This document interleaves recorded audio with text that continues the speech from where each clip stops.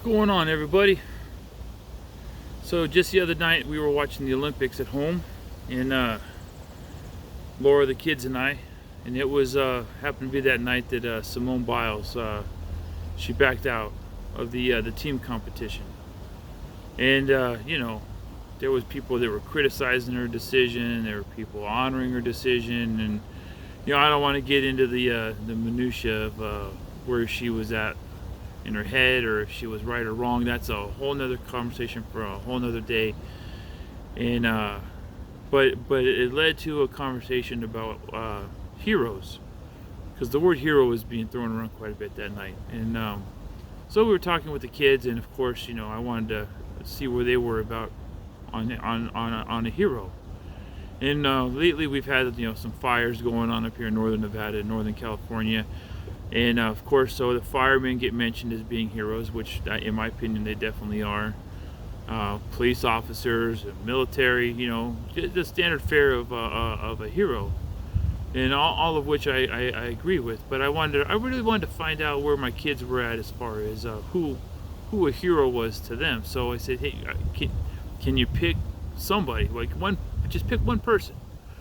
So with the boys, of course, we're getting like Iron Man, we get Black Panther gets mentioned, and I was expecting to hear some Marvel characters mentioned. And my daughter Zoe, she mentions how J.K. Rowling is a hero of hers, famous author.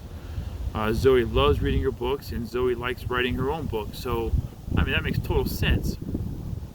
And then they turn to me and then they say, well, Dad, who's your hero? And I'm thinking, I could throw out like Abraham Lincoln, or I can name some military people that in the history books that are heroes of mine. But I wanted to keep it real with them. So I said, hey, I'm going to tell you about an American Patriot that is a hero of mine. And this gentleman his name is Jacob Green. Now Jacob Green grew up on a farm, and as hard as his parents worked, they were always just dirt poor. I mean, they couldn't get going with their crops, and I don't know. Some thought the world was against them. I don't know. It doesn't matter. That's just it's the way it goes for some people. But Jacob Green was born with a gift. He just understood the world as it was, and he saw things that nobody else could see, and he was able to manipulate his surroundings just by thinking things through. And so as he got older, he realized that working with his hands wasn't going to benefit him too much. And he became what they call a confidence man, or a con man for you and me. And I don't really... he's not my hero because the way he swindled money from people, or what he really did for a living. But I think by the end of this story, I think Jacob might win you over, and you might think of him as a hero too. Definitely a patriot, if nothing else. So one day, Jacob Green, he gets a letter from the IRS. The IRS seemed to have taken an interest in some of his accounts, being that he didn't really have a job. I mean, he had jobs, but nothing as far as a career, and nothing to definitely justify the amount of money that was going in and out of his accounts. So, again, being a person with some forethought and knowledge of how the world works, Jacob Green understood that he better get himself a lawyer, and that's exactly what he did. He found himself the best lawyer he could afford. The day that they were supposed to meet with the IRS, Jacob Green walks into the IRS building with his lawyer, and they get introduced to Agent Smith. He's the auditor of his account. He's the one that's going to be looking into Jacob Green's finances. And they haven't quite opened up a full-on audit just yet, but they wanted to have a conversation with Mr. Green about where his money's coming and goings were, just so they could understand a little better. So they get their greetings and their, small talk out of the way. And just as Agent Smith is pulling the file over, and it's a thick file, they got a lot of information on Mr. Green. He says, we have some questions about your accounts there. And Jacob says, well, son, we'll get to that in just a moment, but I'd like to have a few minutes of your time, just a little bit more conversating, and that way you can understand me a little better, I understand you a little better, and we can maybe hopefully resolve this without this going to a full-on audit. Okay, well, that's what we're here to do today, so let's go ahead and we can talk this out a little bit. So Jacob decides he would start, and he says, listen, Agent Smith, I'd like to bet you $1, just a gentleman's bet, $1 that I can lick my eye. Now, Agent Smith didn't know exactly what to do. I mean, he'd never been asked this question before. He didn't, he's never been put in that position. He's an agent for the IRS. He's a pretty professional guy. But that inquisitive brain of his that brought him to becoming who he was, he decided to see where this goes. All right, I got $1. Let's see where you go with this whole thing there, Mr. Green. Oh, about that time, Jacob reaches up, pops out this perfect glass orb of an eyeball, licks it, pops it right back in, goes right back into his skull.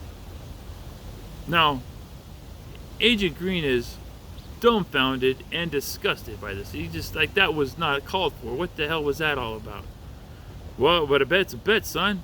So he puts his dollar on the table, and he says, "Okay, that was cute, but we need to get to business here. I have important work to do." Well, hold on. Before we get into the file, Green responds, I have another question for you, or a bet, we should say. I bet you $10 now. $10. You can get your dollar back plus 10 more that I can bite my other eye. Now,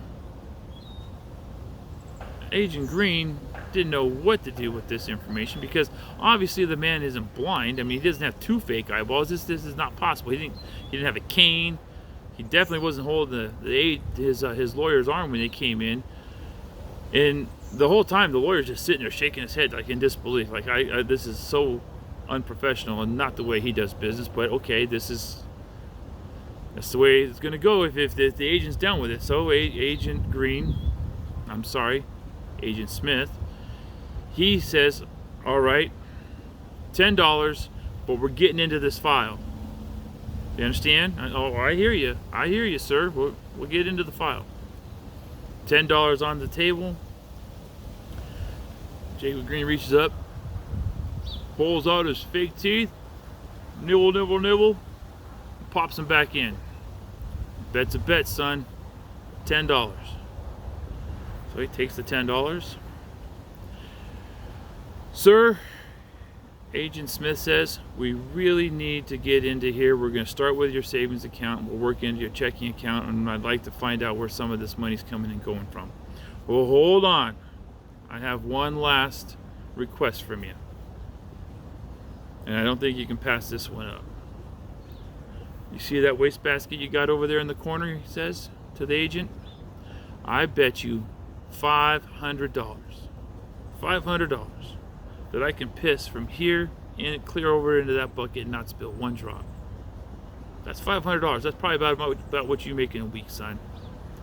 Well, not really, but the agent is like, I could use $500. I mean, hell, And I mean, what's the worst case scenario? If he misses a little bit, I can wipe it up and still gonna get this audit, right?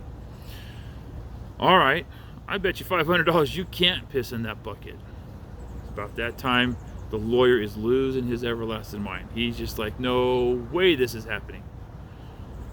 Jacob Green stands up, turns, pulls his fly down, and starts to pee.